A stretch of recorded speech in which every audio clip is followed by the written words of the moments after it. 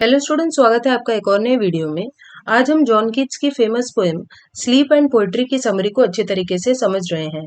इस पोएम में John Keats हमें बता रहे हैं कि ज्यादा महान कौन है या क्या है, स्लीप यानी कि नींद या पोएट्री। तो चलिए अब हम लोग इस पोएम के इंट्रोडक्शन को देखते हैं और उसके बाद फिर समरी की शुरुआत करते हैं।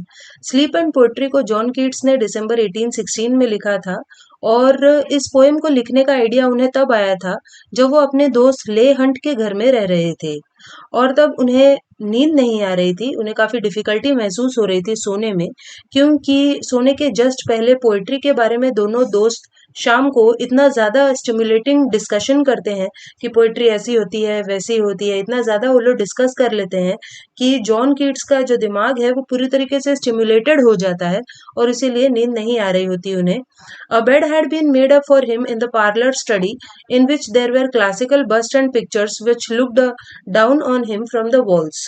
और ले हंट के की ही स्टडी में जॉन कीट्स के लिए एक बिस्तर बना दिया गया था सोने के लिए और उनके आसपास बहुत ही ज्यादा एंटीक किस्म की चीजें रखी हुई थी, जैसे कुछ मूर्तियां बस्ट रखे हुए थे, कुछ पिक्चर्स लगी हुई थी वहां पर दीवारों पर, जिनको देख देख के जॉन कीट्स सोच रहे थे कि किस टॉपिक के बारे में वो पोएम लिखें। There were so many symbols of the poetry, इतने सारे सिंबल्स वहां मौजूद थे पोएट्री के कि वो इस बारे में सोचने पे मजबूर हो गए कि किस बारे में पोएट्री लिखी जाए। To which he had decided to dedicate his life, तो पोएट्री के प्रति उन्होंने अपनी पूरी जिंदगी को डेडिकेट कर दिया था और इसीलिए वो अपने मन को, अपने ब्रेन को शांत नहीं कर पा रहे थे। और ये सारे जो सिंबल्स थे पोएट्री के आसपास, उनके जो ये चीजें थी वो उन्हें और ज्यादा स्टिमुलेट कर रही थी और इसीलिए वो बिल्कुल भी सोए नहीं रात भर। और जब सुबह हुई, व्हेन डॉन ब्रोक, यानी कि जब सुबह हुई, कीट्स तुरंत ही इस पोएम स्लीप एंड पोएट्री को लिखने लगी। अब चलिए हम लोग इस पोएम की समरी को और अच्छे तरीके से समझते हैं।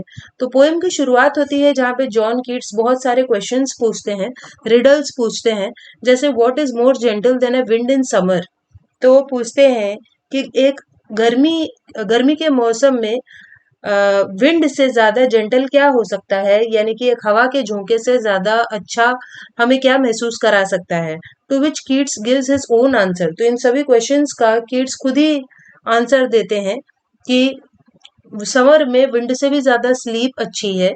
यानी हर क्वेश्चन का जवाब वो स्लीप ही देते हैं। वो कहते हैं कि ये जो नींद है वो बहुत अच्छी होती है, दुनिया की किसी भी चीज से ज्यादा अच्छी नींद होती है, क्योंकि वो जेंटल है, ट्रैंक्विल है, बहुत शांतिपूर्ण शांतिपूर्ण तरीके से हमें नींद आती है और हम एकदम शांत हो जाते हैं, ट्रैंक्विलिटी से भर जाते हैं। एक सूदिंग इफेक्ट होता है हमारे ऊपर, हमारी हेल्थ सुधरती है, सेरीन एंड इनलिवनिंग, और हम फिर से एनलिवेंड हो जाते हैं, यानी फिर से रिजुविनेटेड महसूस करते हैं। इसके बाद वो फिर से क्वेश्चन पूछते हैं, but what is higher beyond thought than thee. तो वो कहते हैं कि लेकिन नींद से भी ज्यादा बढ़कर क्या है, नींद से भी अच्छा क्या होता है। दी का मतलब यू है। So for all its soothing and inspiring qualities, sleep is in fact subordinated to poetry. तो वो कहते हैं कि नींद से भी बढ़कर पोएट्री होती है, क्योंकि पोएट्री इंसान को इंस्पायर करती है, उसमें इंस्पायरिंग क्वालिटीज हैं और सूदिंग इफेक्ट क्रिएट करती है पोएट्री जब भी कोई किसी पोएट्री को लिखता है या पढ़ता है। तो इस तरीके से पोएट्री की एक यूनिक ग्लोरी है और इसीलिए पोएट्री स्लीप से भी ज्यादा बढ़कर है। Poetry represents the mind awaken to life's mystery and it inspires with ambition and confidence. तो एक जो पोएट्री है वो एक इंसान को इंस्पायर करती है, कॉन्फिडेंट बनाती है और हमें लाइफ की मिस्ट्रीज, यानी जिंदगी से जुड़ी जो मिस्ट्रीज हैं वो भी पोएट्री के जरिए समझ में आती हैं। It reveals the profoundest truths to human beings. तो पोएट्री के जरिए ही हमें जिंदगी की जो सच्चाई है, जो ट्रुथ्स हैं वो समझ में आते हैं।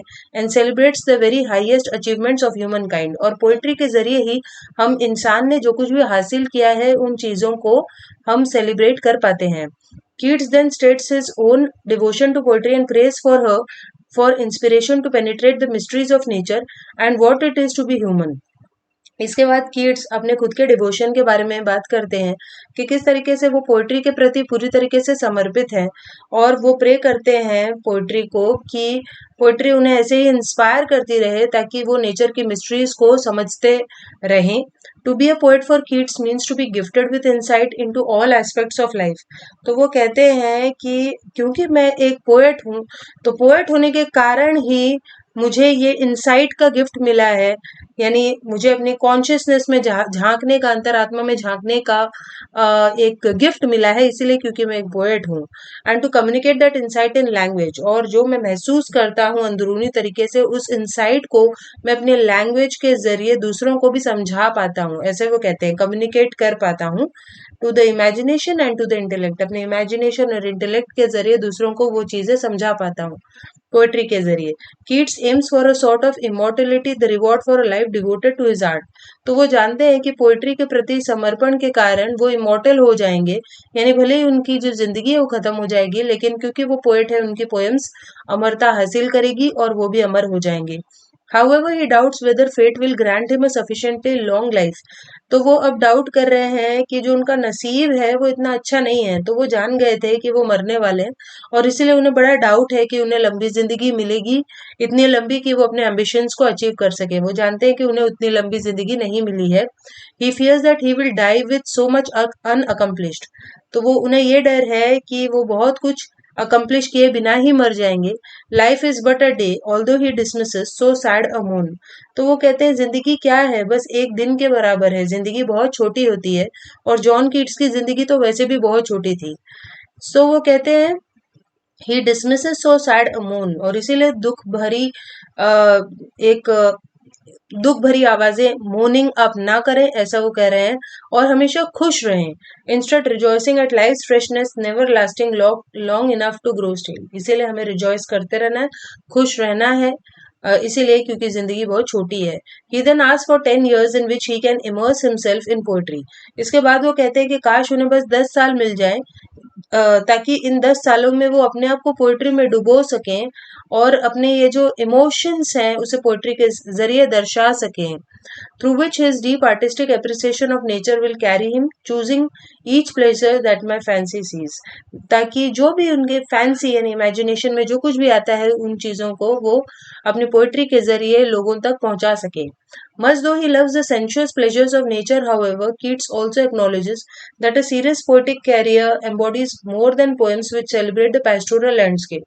तो कीट्स को सेंशुअस प्लेजर्स ऑफ नेचर यानी नेचर से बहुत प्यार है, और नेचर से इंस्पायर्ड पोएम्स लिखना बड़ा पसंद है, लेकिन वो जानते हैं कि अगर वो एक सीरियस पोएटिक करियर अपनाना चाहते हैं, एक सीरियस पोएट बनना चाहते हैं, तो पेस्टोरल लैंडस्केप यानी कि नेचर से इंस्पायर्ड पोएम्स के अलावा भी उन्हें बहुत कुछ लिखना होगा। There are higher ambitions to which the aspiring poet should aim. और वो कहते हैं कि हमें higher ambitions as a poet रखने होंगे, हमारे एम्बिशंस बड़े होने चाहिए। देर इज द एपिक, तो हमें एपिक जैसी पोएम्स को भी लिखना हमें आना चाहिए। There is the epic with its weighty themes and engagement of life's deepest mysteries. Then there follows Keats' attack on the 18th century Augustan school of poetry. तो ये सब कहने के बाद कीट्स अटैक करते हैं 18th सेंचुरी के Augustan school of poetry पे, और कहते हैं कि इस ऑगस्टन स्कूल में इतने सारे लॉज बना दिए गए हैं, कानून बना दिए गए हैं पोएट्री को लिखने के, कि पोएट्री एक क्राफ्ट बन के रह गई है, एक आर्ट नहीं।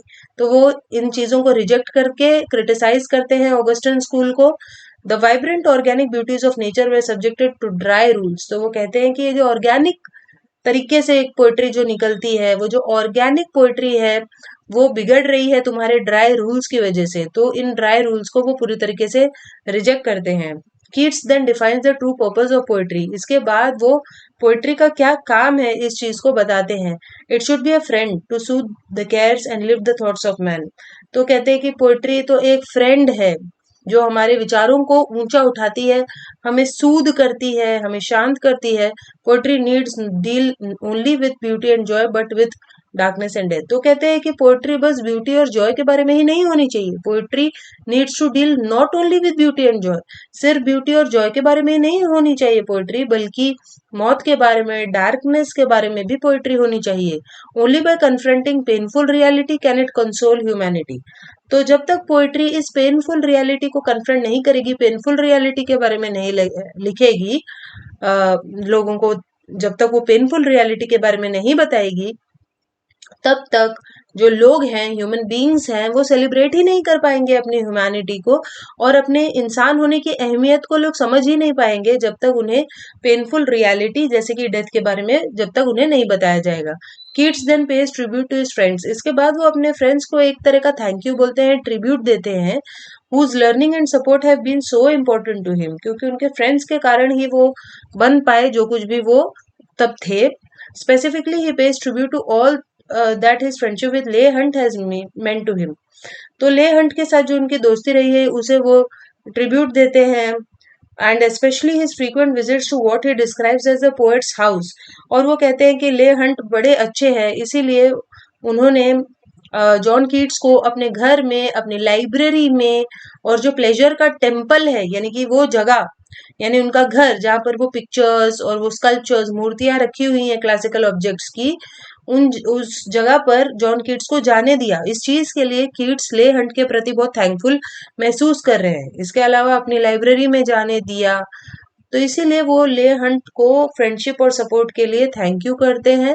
और ना ही केवल ले हंट को बल्कि बाकी के फ्रेंड्स और थिंकर्स और आर्टिस्ट को भी वो एक तरह का थैंक यू करते हैं.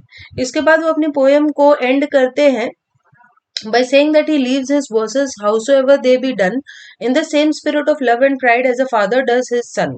तो वो कहते हैं कि वो अपनी पोइट्री को यहाँ पर खत्म कर रहे हैं, अपने वर्सेस को उसी तरीके से छोड़ रहे हैं, एक तरह के लव और प्राइड के साथ, गर्व के साथ, वैसे ही जैसे एक पिता अपने बेटे के लिए महसूस करता है, वैसे ही वो अपनी पोयम के लिए गौरवान्वित महसूस करते हैं, बड़ा ही गर्व महसूस करते हैं. और वो जानते हैं कि उनकी जो पोयम है, उनके जो वर्सेस हैं, वही दुनिया में जाएंगे और अपना नाम करेंगे. और कीट्स को अपना नाम बनाने की जरूरत नहीं है, क्योंकि उनकी जो पोयम है वही उनका नाम बना देगी, ऐसा वो कहते हैं.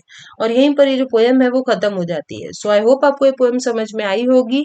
सो चलिए मिलते हैं नेक्स्ट वीडियो में, तब तक के लिए बाय.